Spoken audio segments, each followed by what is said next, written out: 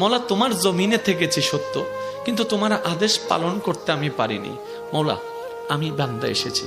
আল্লাহ তুমি না রহমান, তুমি না গফফার, তুমি না সত্তার, তুমি না খালিক, তুমি না মালিক। মৌলা তুমি চাইলে তো দিনকে রাতও বানাইতে পারো, রাতকে দিনও বানাইতে পারো সেকেন্ডের আগে। মৌলা তুমি তো চাইলে মৃতকে জীবিতও বানাইতে পারো, জীবিতকে মৃতও বানাইতে পারো। ও মাওলা এই বিশ্বের সামনে, এই বিশ্বের সামনে, এই গ্যালাক্সির সামনে পৃথিবীর কোনো অস্তিত্ব নাই। পৃথিবীর সামনে আমি 3.5 হাত মানুষের কোনো অস্তিত্ব নাই। মাওলা এই ছোট্ট নগণ্য বান্দাটা তোমার কাছে এসেছি। মাওলা মা তো ফেরাই দেয় না, মায়া করে। তুমি তো বলেছো মায়ের চাইতে 1000 গুণ বেশি তুমি বান্দাকে ভালোবাসো, বান্দাকে ভালোবাসো। ও মাওলা তুমি দৌড়াই দিলে কার কাছে যাব? তুমি রহমত না করলে কে রহমত করবে? তুমি ফিরাই দিলে আমি কার কাছে যাব? ও মাওলা তুমি ছাড়া তো আমার কোনো উপায় নেই, তুমি ছাড়া তো আমার কোনো উপায় নেই। ও মাওলা এবার বান্দা চোখের পানি ফেলে ফেলে কান্না করতেই আছে। সেই কান্নার আওয়াজটা দুনিয়ার জমিনে ডানাও যদি 1 হাত না যায় হতে পারে, কিন্তু সেই আওয়াজটা রব পর্যন্ত পৌঁছায় যাচ্ছে, রব পর্যন্ত পৌঁছায় যাচ্ছে।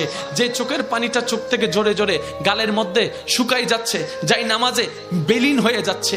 না রে ভাই না, এটা এতটুকু বিলীন হচ্ছে না, এটা রব্বে করিম হাদিসে পাকের ফরমান অনুযায়ী আশিকের সেই চোখের পানিকে ফেরেশতার মাধ্যমে আল্লাহ একটা বাটিতে সংরক্ষিত করে রাখে, যে বাটিটা জান্নাতের মধ্যে থাকবে, জান্নাতের মধ্যে থাকবে। এমন পানি আল্লাহ পাক নষ্ট হতে দেয় না। বান্দা চোখের পানি ফেলতেই আছে, মন থেকে আত্মসমর্পণ করতেই আছে। হঠাৎ রবের রহমত ডাক দিয়ে বলে, লা তাকনাতু মির রাহমাতিল্লাহ। এত টেনশন করস কেন? আমি রব আছি না। মুখ চলে কিসের মাধ্যমে? ব্রেনের মাধ্যমে। আর ব্রেনের মধ্যে একটা জিনিসের প্রভাব পড়ে মনের। তাহলে আপনার মুখকে যদি আপনি কন্ট্রোল করতে চান, মনকে কন্ট্রোল করতে হবে। এই ছাড়া কিন্তু শান্তির হবে না। আমাদের চট্টগ্রামের ভাষা কি আছে কথা, যত চুপ তত সুখ।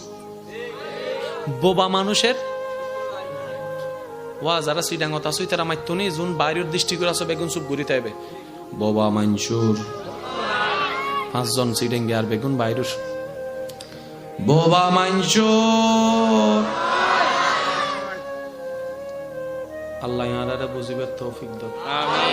তাহলে মুখটাকে বোবা বানানো দরকার যদি শান্তি চান। মুখ বোবা হবে কখন? যখন আপনার মন কন্ট্রোলে চলে আসবে।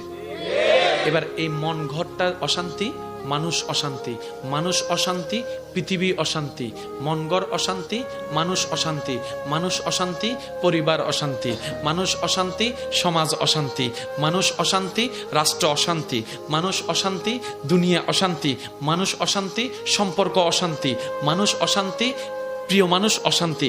সব কিছুর অশান্তির মূল মানুষ, মানুষের অশান্তির মূল অন্তর। এবার সেই মানুষটা তো হাত ঢুকাই অন্তরকে কন্ট্রোল করতে পারে না।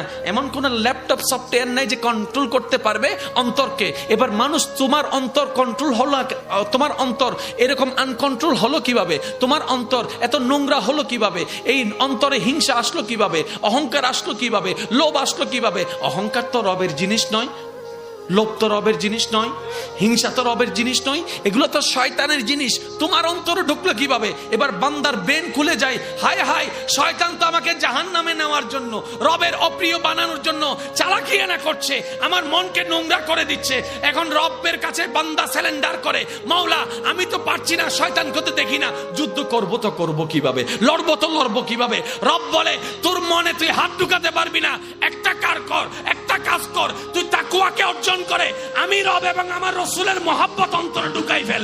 ওই মহব্বত ঢুকলে শয়তান এমনিতেই বের হয়ে যায়।